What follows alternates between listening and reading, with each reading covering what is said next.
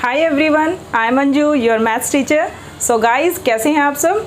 I hope सबकी preparation अच्छी चल रही है। DSSS एग्ज़ाम डेट आ चुकी है TGT मैथ्स की, और मैथ्स का जो एग्ज़ाम है वो आपका सितंबर में है। वहाँ आपको 4 डेट्स मिली है, 2 डेट्स मेल कैंडिडेट्स के लिए हैं और 2 फीमेल के लिए। ठीक है, वो आप सब लोगों ने नोटिफिकेशंस पढ़ लिए होंगे अच्छे से। I think 2nd, 4th, 10th और 11th ये आपके सितंबर में एग्ज़ाम डेट्स हैं। तो गाइज़, अब आप लोगों ने क्या सोचा है कि किस तरह से अब अपने एग्ज़ाम की तैयारी करनी है? फ़िलहाल तो हम लोग ये सोच के चल रहे थे कि 2 महीने तो एटलीस्ट हमारे पास हैं, ठीक है। लेकिन अब आपको अपना एक टाइम टेबल बनाना पड़ेगा, और बनाने से ज़्यादा है कि अपने आपको मेंटली प्रिपेयर करना पड़ेगा उस टाइम टेबल को स्ट्रिक्टली फॉलो करने के लिए।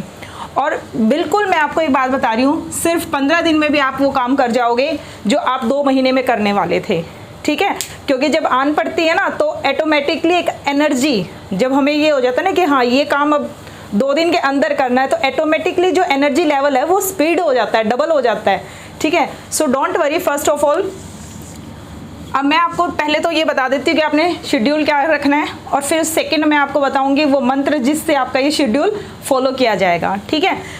पहला शेड्यूल, भाई सबसे पहले आपको पता है शेड्यूल में आप अपना क्या रखते हो, सिलेबस रखते हो कि कितना सिलेबस है और कितने दिन मेरे पास है करने के लिए, ठीक है।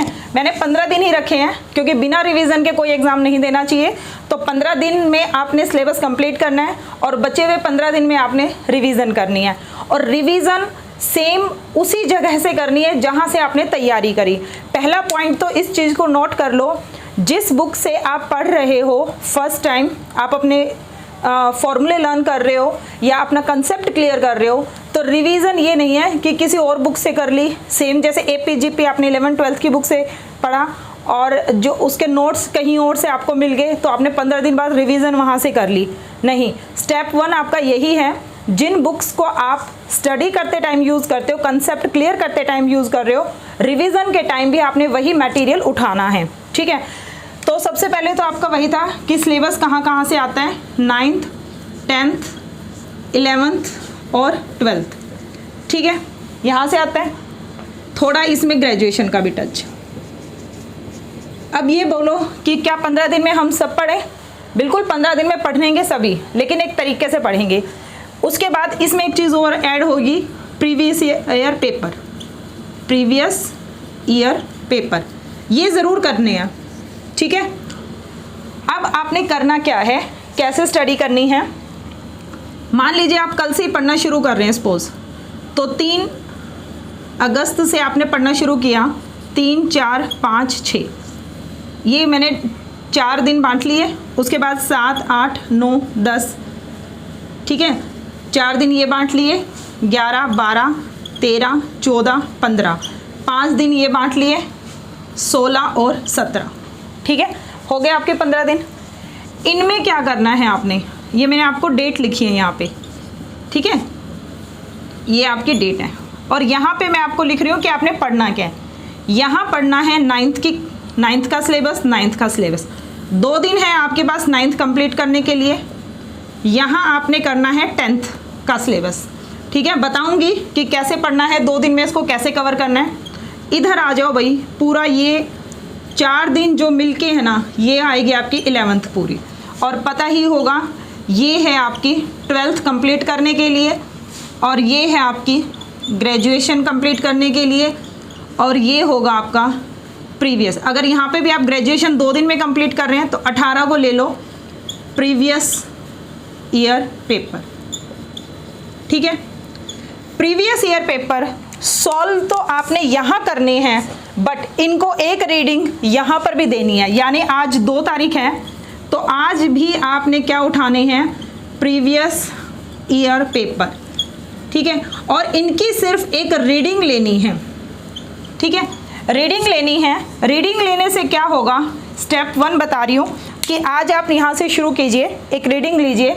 रीडिंग लेने से क्या होना है, सिर्फ आपको आइडिया हो जाएगा कि मेरी कोई तैयारी नहीं है तो भी क्या मैं एग्ज़ाम में से कुछ क्वेश्चन कर सकता हूँ या कुछ क्वेश्चन कर सकती हूँ। प्रीवियस ईयर पेपर को उठाओ, ठीक है। अभी कुछ बच्चे बिल्कुल ही सोए पड़े थे, किसी ने कोई फॉर्मूला याद नहीं किया, कुछ नहीं किया, बट आप लोगों ने MSc की हुई है, आप लोगों ने 11th 12th का मैथ पढ़ा हुआ है, समझा रही है बात। तो आपके अंदर इतनी क्षमता है, चाहे आपको पता हो या ना पता हो, लेकिन इतनी क्षमता है कि आप इस पेपर में से भी 10 से 20 क्वेश्चन कर सकते हो। ठीक है, तो आपने ये पेपर पढ़ने हैं, जो भी आपके पास प्रीवियस ईयर पेपर हैं हर जगह अवेलेबल हैं, आपको मिल जाएंगे। और उसके बाद ये चेक करना है कि मेरे कितने क्वेश्चंस करेक्ट जा रहे हैं। 10 से 20 क्वेश्चन अगर किसी बच्चे के करेक्ट जा रहे हैं, दैट मीन्स वो सही डायरेक्शन में है अभी भी। यहाँ आपने एक चीज़ देख ली, पेपर रीडिंग। दूसरा आपने ये देख लिया लेवल, एग्ज़ाम का लेवल क्या आ रहा है। क्या मुझे सच में बहुत सारे हाई स्टैंडर्ड क्वेश्चन पढ़ने हैं, या मुझे सिर्फ मीडियम वाला भी काम करूँगा तब भी हो जाएगा। ये मीडियम, हाई लेवल और ये बेसिक है क्या चीज़। देखो भाई, इस चीज़ को मैं समझा रही हूँ। आपकी ये जितनी भी क्लासेस हैं, ठीक है, इसमें से आपका 100 नंबर का पेपर बन रहा है। 100 में से मान लो 10 नंबर के आपकी पेडागोजी भी आ गई, 90 नंबर का पेपर बन रहा है। ठीक है, सिर्फ मैथ वाले पार्ट की बात बता रही हूँ।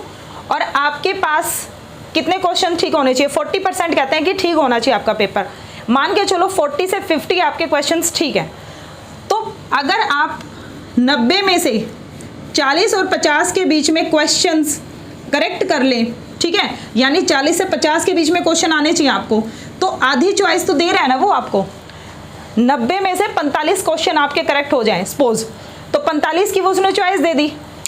यानी इन सब के सिलेबस में से क्या आपको 45 क्वेश्चंस भी नहीं आएंगे?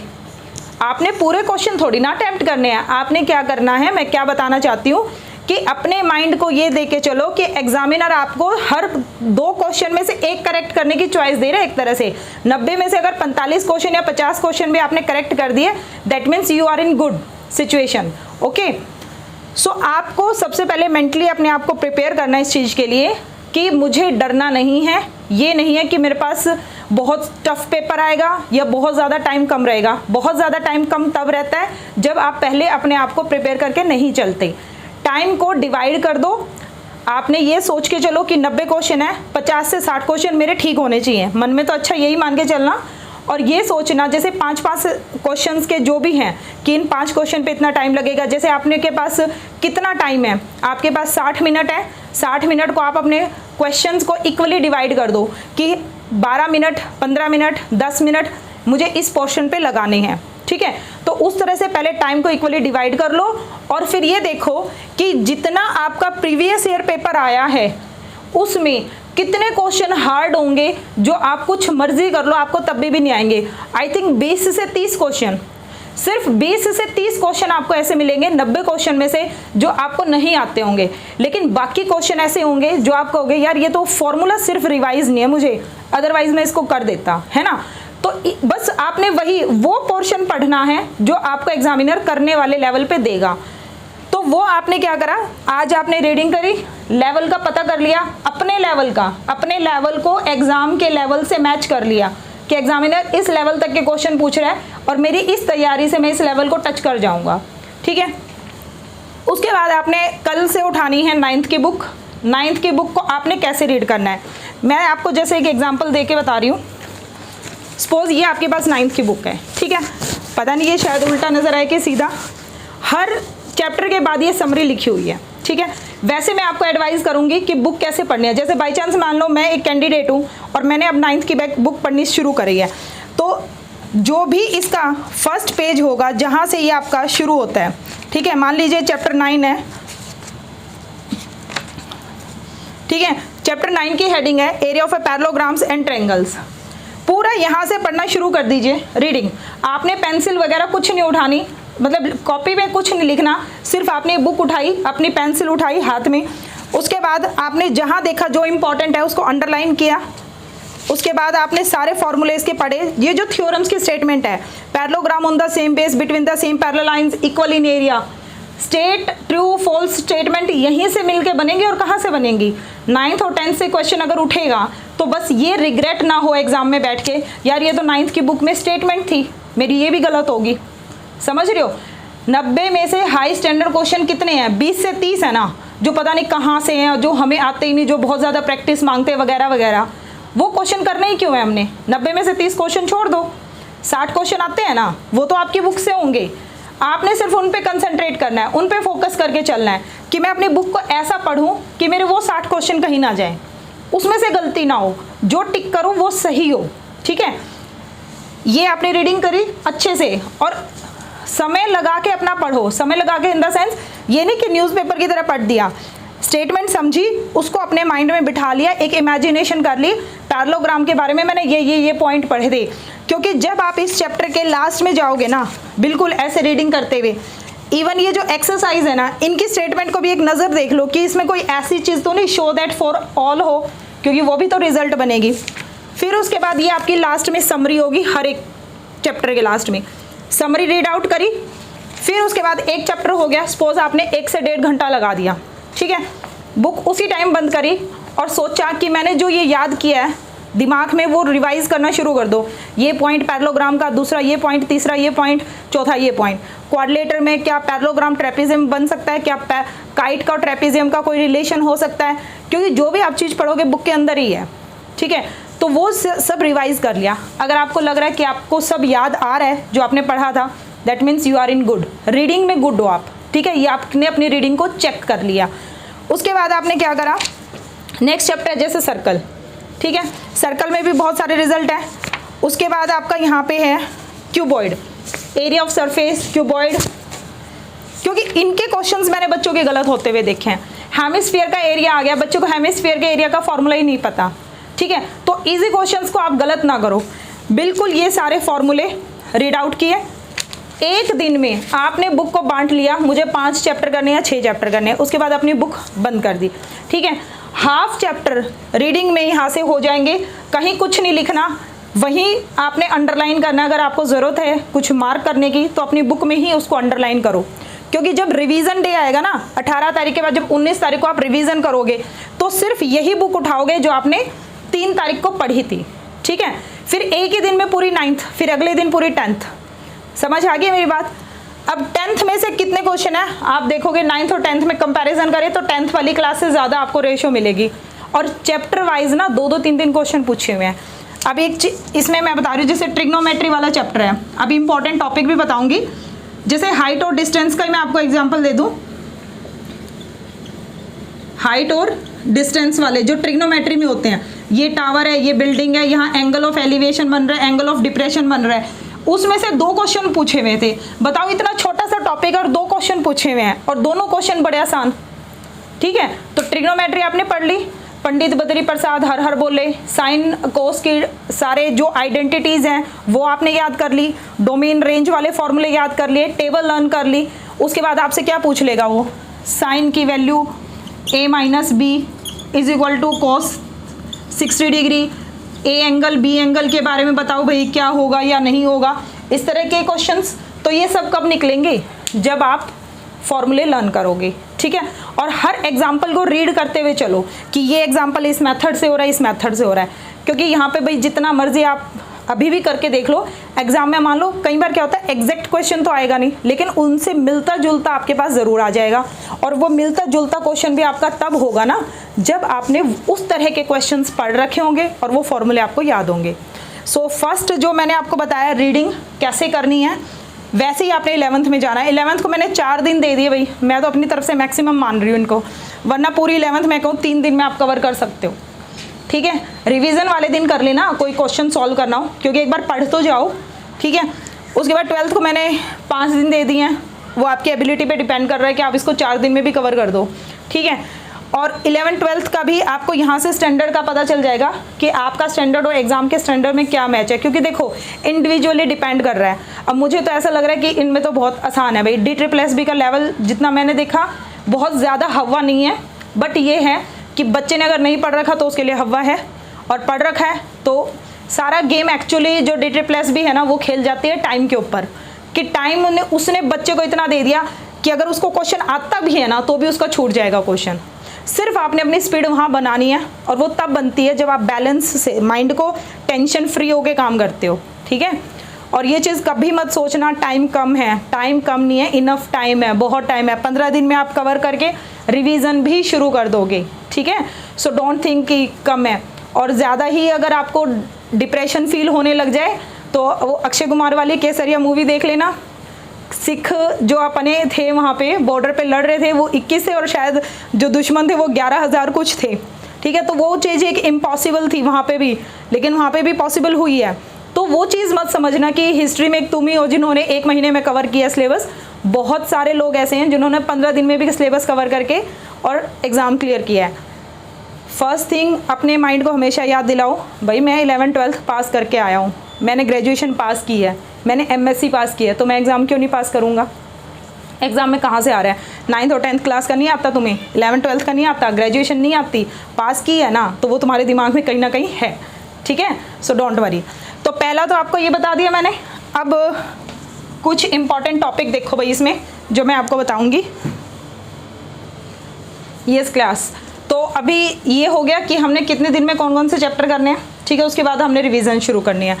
अब इसमें मैं आपको बता रही हूँ जो आपने इंपॉर्टेंट टॉपिक है जो ज़रूर करके जाने हैं, ठीक है। सबसे पहला तो आपका वही है नंबर सिस्टम, कह लो नंबर सिस्टम, ठीक है, कि कौन से फंक्शंस, कौन से नंबर हमारे पास रैशनल है, कौन से ट्रांसेंडेंटल है। वो तो आप जब एग्ज़ाम को पढ़ोगे तो आपको पता चल जाएगा कि यहाँ से क्वेश्चंस पूछा गया है, ठीक है। और एक आपका आता है क्वाड्रेटिक एक्सप्रेशंस पे, और मैं कहूँगी आप इक्वेशंस की बात कर लो, ठीक है, और इनके रूट्स की बात कर लो। यहाँ से थर्ड फंक्शन तो पढ़ोगे ही, फंक्शन के अंदर ही ये सब कुछ आ जाते हैं, logarithm function, exponential function, quadratic function. Fourth limit पढ़ना, डिफरेंशिएबिलिटी और कंटिन्यूटी, ठीक है। इनके सबके रिजल्ट अच्छे से लर्न कर लेना। पांचवा आपका होगा एपी जीपी, बाइनोमियल से भी क्वेश्चन पूछते हैं, और यहाँ पे आ जाएगा परम्यूटेशन, कम्बिनेशन, ठीक है। उसके बाद एक है आपका ये ट्रिग्नोमेट्री। ट्रिग्नोमेट्री से बहुत क्वेश्चन पूछे गए हैं। ट्रिग्नोमेट्री से एक सिर्फ हाइट एंड डिस्टेंस से मैंने बताया 2 क्वेश्चन पूछे गए हैं। ट्रिग्नोमेट्री में sine of A cos of B आपको ये दिया हुआ है, then A plus B is what, tangent A minus B, tangent A plus B given है, then A and B angle is what, ठीक है। तो टेंजेंट, साइन, कोस इनवर्स वगैरह से सबसे बहुत सारे क्वेश्चन यहाँ पूछे जाते हैं, तो इस सेक्शन को ज़रूर करना। ट्रिग्नोमेट्री मीन्स कंप्लीट ट्रिग्नोमेट्री, ठीक है। और एक है आपका प्रोबेबिलिटी, और 9th में आपको कहूँगी स्टैटिस्टिक। यहाँ से भी क्वेश्चन पूछा गया है, जैसे मीन, मीडियन, मोड। तो अगर आई थिंक ये टॉपिक्स भी आप अच्छे से कर जाते हैं तो इन टॉपिक से भी आपके नियर अबाउट 20 क्वेश्चंस बन जाएंगे। 11th-12th वाले टॉपिक बता रही हूँ मैं, ठीक है, क्योंकि ट्रिग्नोमेट्री के मैंने देखे 5 क्वेश्चन आए हुए हैं, प्रोबेबिलिटी, परम्यूटेशन, कम्बिनेशन के मिला के 5 क्वेश्चंस, यहाँ से भी 4 या 5 क्वेश्चन। 4 क्वेश्चन तो थे स्टैटिस्टिक के, बाइनोमियल का 2 क्वेश्चन था, लिमिट से 2 या 3 क्वेश्चन, डिफरेंशिएबल कंटिन्यूटी से 2-2 क्वेश्चन, तो 2-2 4 6 क्वेश्चन तो ये हो गए, 5 और 5 10 ये हो गए। तो इतना मिला के भी आपके 20 क्वेश्चन आराम से बन जाते हैं, ठीक है। ईजी वाले बता रही हूँ मैं, जो आराम से आप निकाल लोगे अच्छे से इनको पढ़ के। लिमिट को कैसे याद करना है भाई, लिमिट के एक वो फॉर्मूले नहीं होते आपके, इनडिटरमिनेट फॉर्म, 1 की power infinity, infinity by infinity, 0/0। एक तो वो लिमिट, एक तो लिमिट आपने ऐसे ये वाले फॉर्मूले वाले करने हैं। दूसरा आपके पास ये होता है 1 + 1/2, 1/3 प्लस ऑन 1/n, इसकी limit n tends to infinity क्या होगी। ये डायरेक्ट फॉर्मूले होते हैं, ये ग्रेजुएशन की बुक्स में भी मिल जाएंगे आपको, ठीक है। फर्स्ट या सेकंड ईयर की रियल एनालिसिस की बुक निकालोगे ना ग्रेजुएशन की, वहाँ पे ये डायरेक्ट फॉर्मूले हैं, Kochi first theorem, second theorem. तो उन एग्जाम्पल की स्टेटमेंट को डायरेक्ट याद कर लेना, ठीक है। एक जैसे ये इंटीग्रेशन ज़रूर आएगा भाई, वो तो मैंने लिखा ही नहीं यहाँ पे, डिफरेंशिएबिलिटी, कंटिन्यूटी, डेरिवेटिव और इंटीग्रेशन, ठीक है। इंटीग्रेशन को ज़रूर करके जाना, इंटीग्रेशन से भी 1 या 2 क्वेश्चन आपका ज़रूर है। और आप देखोगे इंटीग्रेशन बिल्कुल सिंपल वाला इंटीग्रेशन है, कोई भारी भरकम नहीं, लेकिन फॉर्मूले कौन से याद कर लेना, जैसे 1/a² - x² वाला, लिमिट 0 to a वाला। और ये फॉर्मूले सिर्फ फॉर्मूले कहानी है, पूरे एग्ज़ाम में कहानी ही फॉर्मूले पे चलेगी आपकी, ठीक है। तो आई थिंक ये अगर बहुत अच्छे से आप लोग पढ़ जाते हो तो इसमें से 20 से 25 क्वेश्चन आपका बन जाएगा, ठीक है भाई। फिर आपका बचा ग्रेजुएशन। ग्रेजुएशन में क्या उठाएं, रियल एनालिसिस की बुक उठाई, लिमिट वाला चैप्टर, सीक्वेंस सीरीज वाला चैप्टर है जो, ठीक है। वहाँ पे आपने स्टेटमेंट और उनके एग्जाम्पल, एक्सप्रेशंस मत करना ना, उनके एग्जाम्पल के प्रूफ मत करना, सिर्फ स्टेटमेंट को नोट कर लेना। स्टेटमेंट कई बार डायरेक्ट होते हैं फॉर्मूले, π² / 12 आंसर है, पाई आंसर है। कुछ इंपॉर्टेंट ऐसे ही हैं जो तुम्हें दिख जाएंगे, एग्जाम में रिपीट होते हैं, डायरेक्ट उनको याद कर लो, ठीक है। क्योंकि बहुत बड़े बड़े क्वेश्चन सॉल्व करने वाले नहीं होते, आपको आने चाहिए, वो बाद में आ जाएंगे, बट फिलहाल टाइम की डिमांड ये है कि आपको वो चीज़ें याद करनी है, ठीक है बच्चे। सो आई थिंक ये एक आइडिया है, इस आइडिया से भी आप करके चलोगे ना तो ये मान के चलो 40 से 50 क्वेश्चन हिट हो जाएंगे। और सबसे इंपॉर्टेंट चीज़ होती है कॉन्फिडेंस। डरोगे तो भाई कुछ नहीं होगा, ठीक है। ओवर थिंकिंग के शिकार हो गए तो वैसे ही 15 दिन खराब हो जाएंगे। सो बेटर है कि आप सिर्फ करो, ठीक है, जितना आपसे हो सकता है। अब जब ज़्यादा आप जितना अपना एफर्ट आप डाल सकते हो मैक्सिमम, वो आपने डाल ही दिया, तो उसके बाद रिग्रेट तो नहीं होगा एटलीस्ट, ठीक है। सो आई होप सभी बच्चों को ऑल द बेस्ट, अच्छा जाए पेपर, यही मेरी उम्मीद है। सो गाइज, अच्छा एक जो बच्चे कई बार वीडियोस को देख लेते हैं, सब्सक्राइब नहीं करते चैनल को, वो प्लीज़ सब्सक्राइब कीजिए। आप लोगों के मोटिवेशन से चैनल की ग्रो होगी, शेयर लाइक करोगे तो उसके बाद जैसे ही ग्रो चैनल कर जाएगा, उसके बाद लाइव क्लास का मैं एक आइडिया लेके चल रही थी, बट अभी तक आप लोगों ने सब्सक्राइबर बढ़ाई नहीं है, तो लाइव क्लास अभी थोड़ा सा डिले जा रही है। सो गाइज़, जल्दी से जल्दी वीडियो शेयर लाइक कमेंट ज़रूर कीजिएगा और कमेंट सेक्शन में बताइएगा कि ma'am I am this your student, ताकि मैं उन बच्चों से कनेक्ट हो जाऊं और फिर उनके लिए वीडियो बनाऊं। अभी मुझे यही नहीं पता मेरे से कौन कौन से बच्चे पढ़ रहे हैं। ओके गाइज़, सो मिलते हैं फिर नेक्स्ट वीडियो में। Thank you so much.